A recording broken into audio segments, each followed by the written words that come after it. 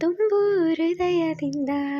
Hi all, welcome back to my mini blog. ಏನು ರಶ್ಮಿ ಇವತ್ತು ಹಾಡು ಹೇಳ್ತಿದ್ದಾಳೆ ಅಂತ ಯೋಚನೆ ಮಾಡ್ತಾ ಇದ್ದೀರಾ? ಆ್ಯಕ್ಚುಲಿ ನಾವು ರೀಲ್ಸ್ ಮಾಡೋಣ ಅಂತ ಅಂದ್ಬಿಟ್ಟು ಆಡಿದ್ದ ಹಾಡೋದು, ಬಟ್ ಅದು ನಮಗೆ ರೀಲ್ಸ್ ಮಾಡಲಿಲ್ಲ. ಆ ವಿಡಿಯೋ ಹಂಗೆ ಉಳ್ಕೊಂಡಿತ್ತು. ಆ ವಾಯ್ಸ್ನ ಮ್ಯೂಟ್ ಮಾಡಬೇಕು ಅಂತ ಅನ್ನಿಸ್ಲಿಲ್ಲ. ತುಂಬ ಚೆನ್ನಾಗಿತ್ತು ಅಂತ ಅನ್ನಿಸ್ತು, ಖುಷಿಯಾಗಿತ್ತಲ್ವ ಮನಸ್ಸಿಗೆ ಅಂತ ಅಂದ್ಬಿಟ್ಟು ವಿಡಿಯೋ ಅಪ್ಲೋಡ್ ಮಾಡಿದ್ದೀನಿ. ನಾವು ಎಷ್ಟೇ ಆರೋಗ್ಯವಾಗಿರೋ ಊಟ ಮಾಡಲಿ, ಎಲ್ಲ ಥರ ಕಾಳುಗಳು ಸೊಪ್ಪುಗಳೆಲ್ಲ ತಿಂತಾ ಇರ್ತೀನಿ, ಆದ್ರೂ ಆರೋಗ್ಯ ಯಾಕೆ ಸರಿ ಹೋಗ್ತಿಲ್ಲ ಅಂತ ನನಗೆ ನಾನೇ ಯೋಚನೆ ಮಾಡ್ಕೊಂಡಾಗ ಅನಿಸಿದ್ದು ನನಗೆ, ನಾವು ಮನಸ್ಸನ್ನ ಯಾವಾಗಲೂ ನೋವಲ್ಲಿ ಇಟ್ಕೊಂಡು ಕೊರಗ್ತಾ ಇದ್ದರೆ ನಾವು ಎಷ್ಟೇ ಊಟ ಮಾಡಿದ್ರೂ ಅದು ವ್ಯರ್ಥ. ಎಷ್ಟೇ ಪೌಷ್ಟಿಕಾಂಶಗಳಿರೋ ಊಟನೇ ತಿಂದ್ರೂ, ಹೆಲ್ತಿಯಾಗಿರೋ ಫುಡ್ನೇ ತಿನ್ಕೊಂಡು ಬಂದ್ರೂ ಅದು ನಿಜವಾಗ್ಲೂ ಯೂಸ್ ಆಗಲ್ಲ ಅಂತಲೇ ನನಗೆ ಅನಿಸಿದ್ದು ನಾನು ನಿಮ್ಮ ಹತ್ರನೂ ಶೇರ್ ಮಾಡ್ತಾಯಿದ್ದೀನಿ. ನಾವು ಆರೋಗ್ಯವಾಗಿ ಎಷ್ಟು ಊಟ ಮಾಡ್ತೀವೋ ಅಷ್ಟು ನಮ್ಮ ಮನಸ್ಸನ್ನು ನಾವು ಖುಷಿಯಾಗಿ ಇಟ್ಕೋಬೇಕು.